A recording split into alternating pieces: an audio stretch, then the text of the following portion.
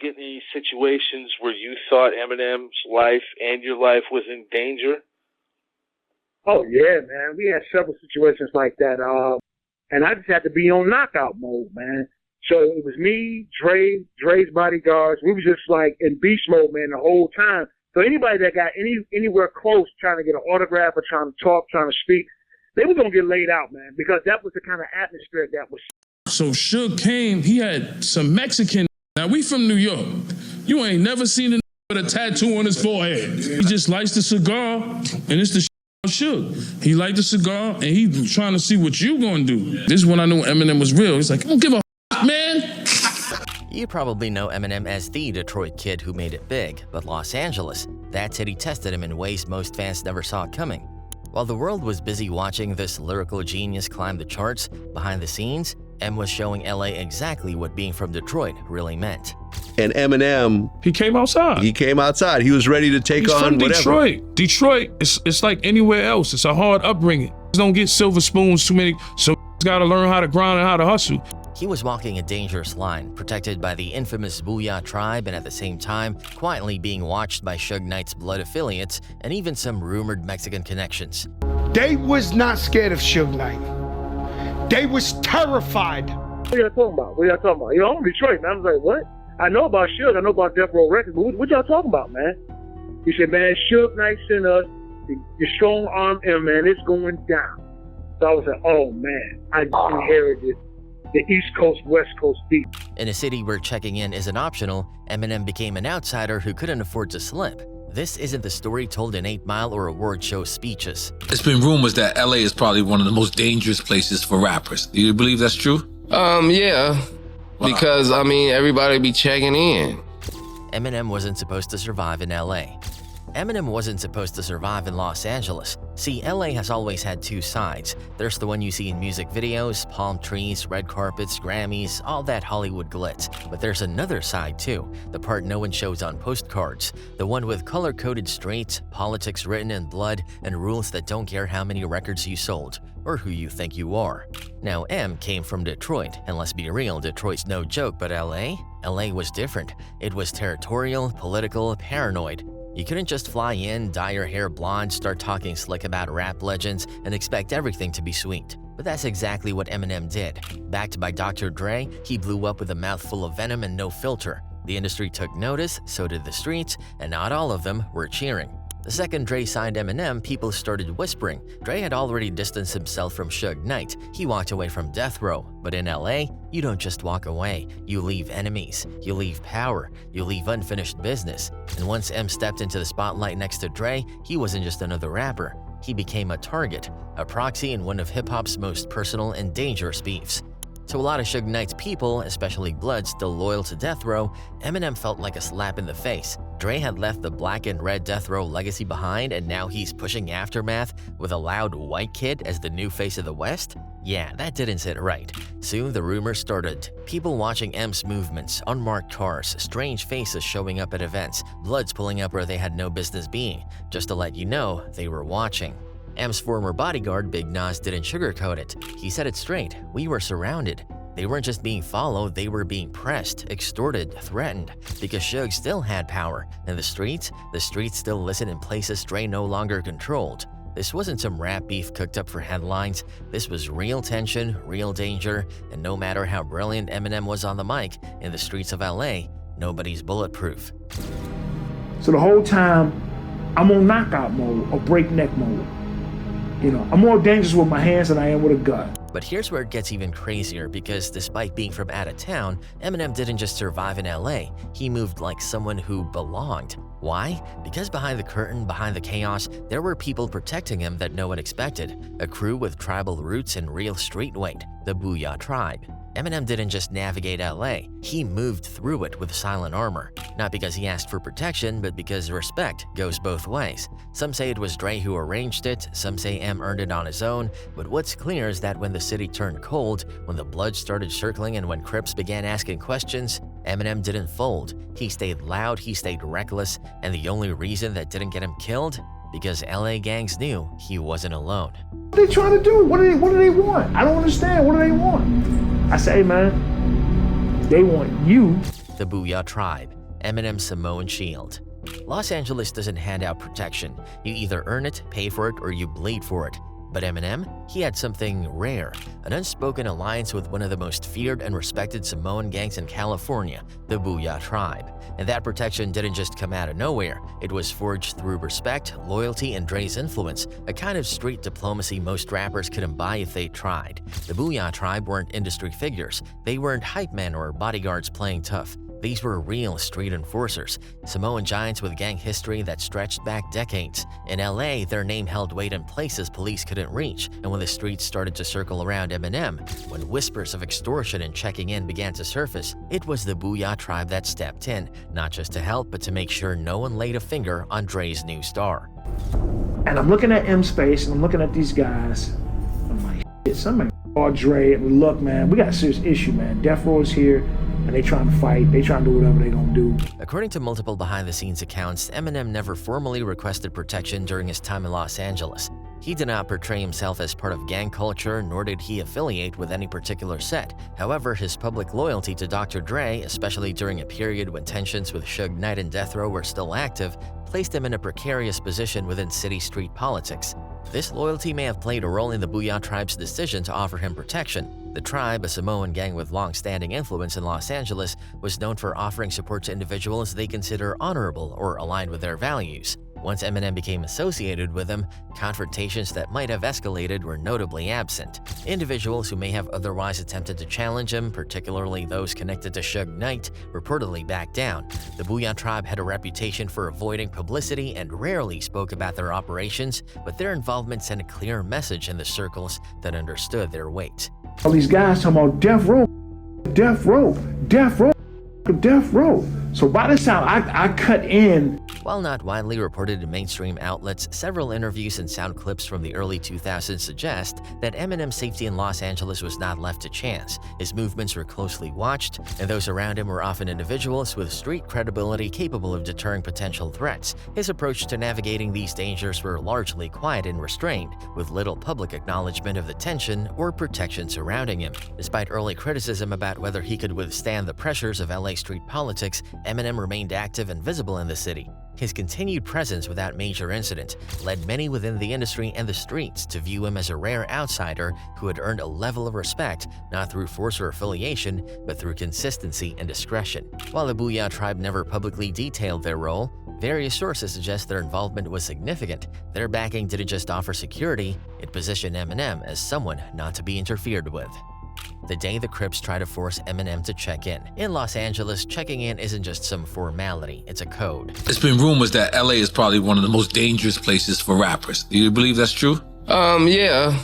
Because, everybody be checking in. That's your favorite thing to do, check in with somebody that's gonna rob you, stupid. An unwritten rule that determines whether an artist is welcome in someone else's territory, or whether they're walking into danger without a warning. For rappers, especially those not from LA, it's a way of showing respect to the sets that run the blocks. But for Eminem, that moment came with pressure and danger that most fans never knew about. According to street insiders and behind-the-scenes reports, there was a moment when a set of LA Crips tried to force Eminem to check in. Not politely, not through industry middlemen, but with presence. Men showed up, faces the team didn't recognize, no smiles, no small talk. It wasn't a question, it was a warning. The message was clear. Eminem was in their territory, and if he wanted to move safely, he'd need to show respect.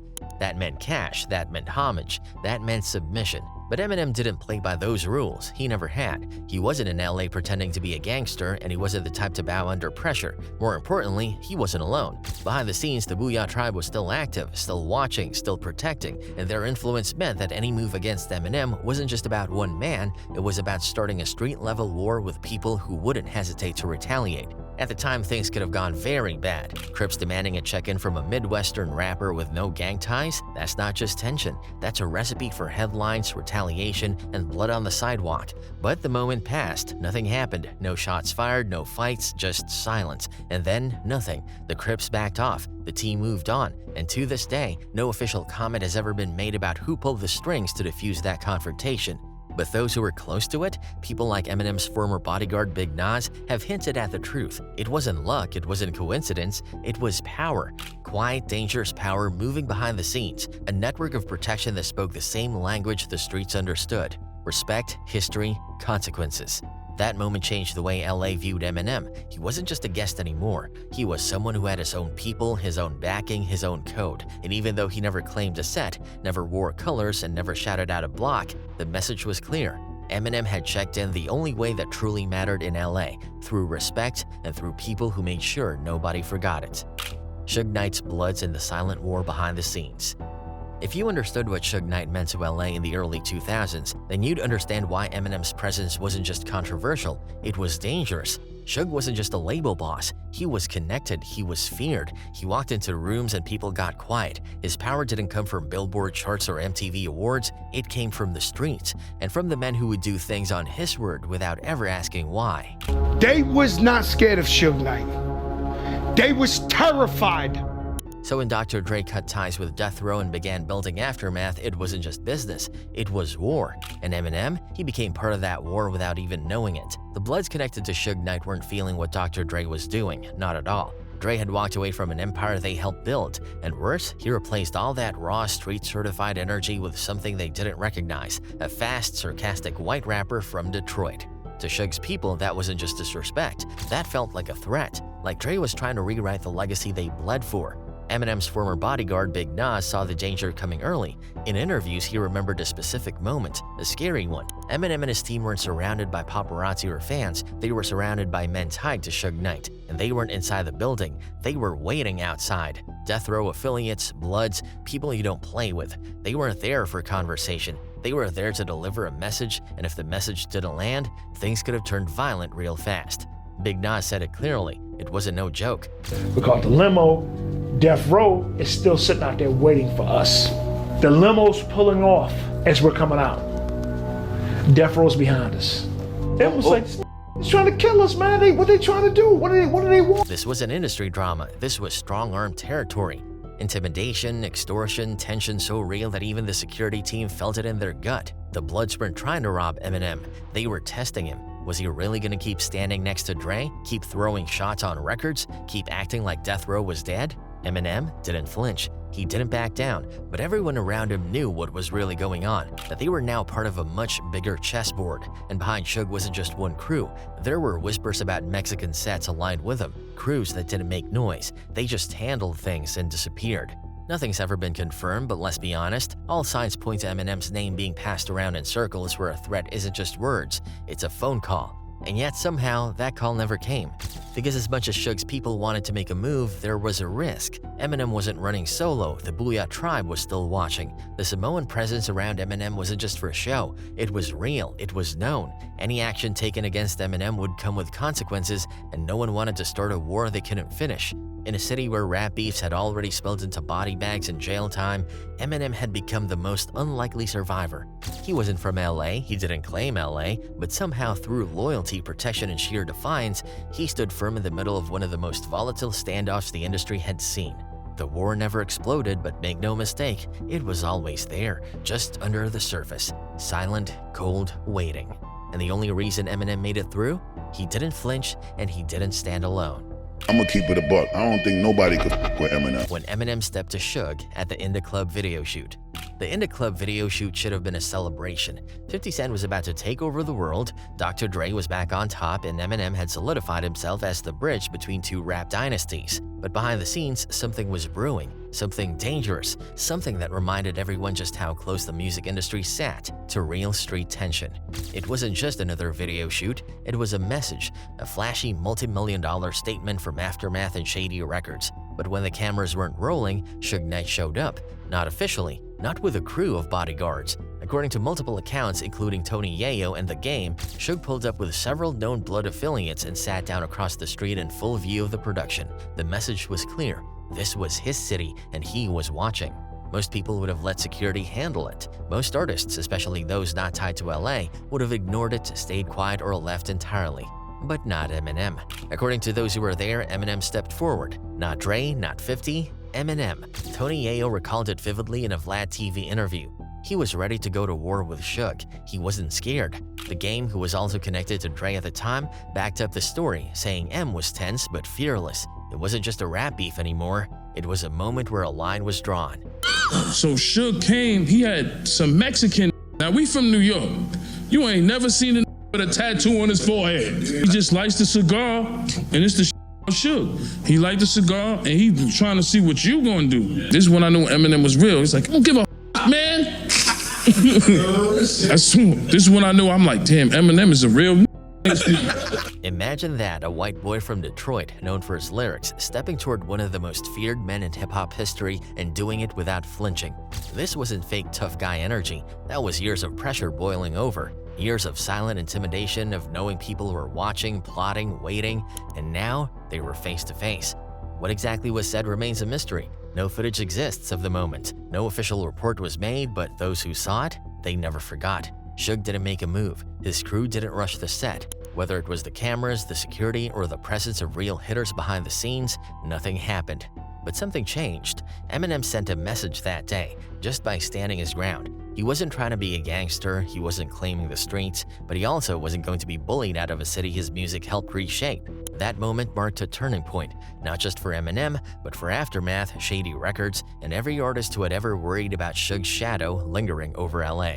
In a world where most artists survive by keeping their heads down, Eminem made his name by lifting his eyes up, even when it meant staring directly into the eyes of danger. Eminem came outside 100%. Wow.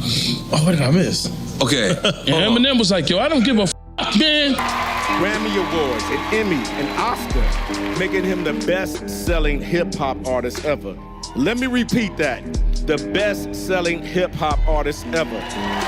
Why LA gangs respected him too.